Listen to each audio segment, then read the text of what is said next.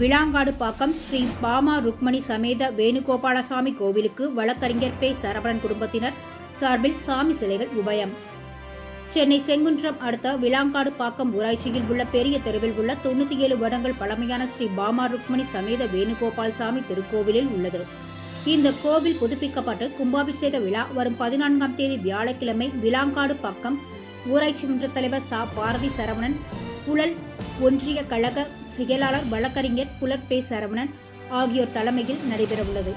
இதன் முதல் நாள் நிகழ்ச்சியில் விக்னேஸ்வர பூஜை, கணபதி ஹோமம், லட்சுமி ஹோமம், சுதர்சன ஹோமம், நவக்கிரக ஹோமம், தனபூஜை, கோபூஜை, கஜ பூஜை உள்ளிட்ட பூஜைகள் செய்யப்பட்டது. அதன் தொடர்ச்சியாக இன்று மாலை பாமா ருக்மணி சமேத வேணுகோபால் சுவாமி உற்சவ சிலைகள் புழல் ஒன்றிய கழக திமுக செயலாளர் வழக்கறிஞர் புகழ் பி. சரவணன் குடும்பத்தினர்கள் சார்பில் ஆலயத்திற்கு உபயமாக வழங்கப்பட்டது. முன்னதாக சாமி சிலைகள் அலங்காரம் செய்யப்பட்டு கிராமத்தின் முக்கிய வீதிகளில் பெண்கள் முளைப்பாரி ஏந்தி சீர்வரிசை தட்டுகளுடன் ஆலயம் வந்தடைந்தனர்.